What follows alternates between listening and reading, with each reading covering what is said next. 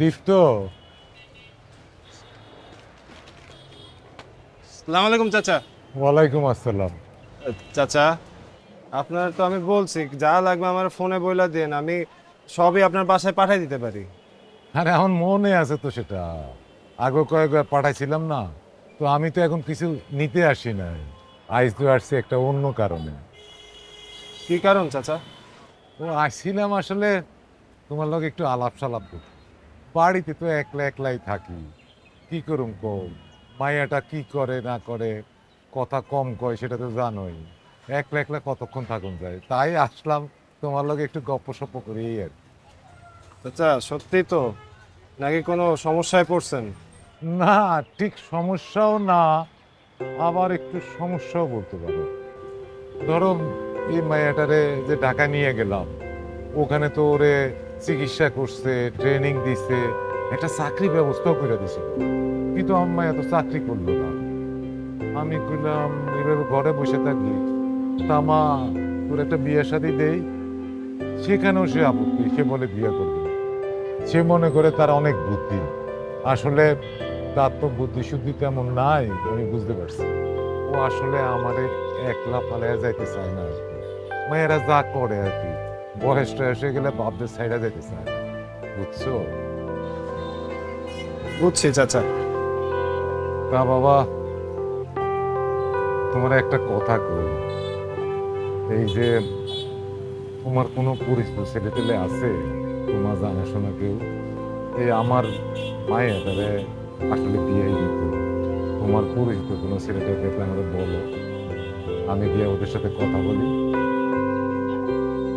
ঠিক আছে চাচা, আপনি আমার একটু সময় দেন, আমি দেখতেছি কি করা যায়। আচ্ছা, আমি আসলে এই কথাই তোমার বলতে আসছি। তো আমি আসি, হ্যাঁ? ঠিক আছে। চাচা খারাপ এমন না, চাচার একটা রিক্সা ঠিক করে দেন। আরে না না, আমি একলাই যেতে পারবো, হ্যাঁ? তুমি ভালো থেকো, হ্যাঁ? খোদা হাফেজ।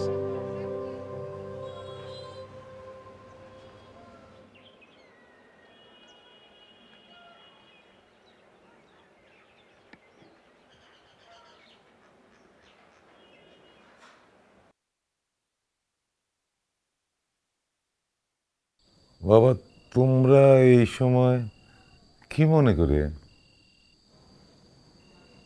চাচা, 2-3 দিন আগে আপনি দোকানে আসছিলেন। হ্যাঁ আপনি বলতেছিলেন আপনার বড় মেয়ের জন্য যদি কোনো ভালো পাত্র থাকে তাহলে একটু দেখতে। হ্যাঁ, পাইছো বাবা, কোনো পাত্রের সন্ধান পাইছো? গত কয়েক বছর তো আপনি এখানে ছিলেন না, ও, ছিলাম না। শুনছেন বোধ হয় 2 বছর আগে আম্মা মারা গেছে। ও, শুনছি, কিন্তু বাবা, কারো বাবা মাই তো চিরকাল বাইসে থাকে না। বুঝি চাচা, দেখেন দোকানটা তো আমিই সামলাই, টাকা পয়সাও কম কামাইতেছি না, কিন্তু আম্মা যাওয়ার পর থেকে খুব একা হয়ে গেছে। মানে আপনার যদি অমত না থাকে তাহলে আপনার বড় মেয়েরা আমিই বিয়ে করতে চাই।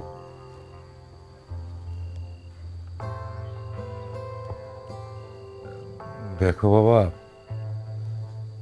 তুমি আমার মেয়েরে বিয়ে করতে চাও, কিন্তু বাবা তুমি অন্ধ মানুষ, নিজেই তো ঠিক মতো চলতে পারো না।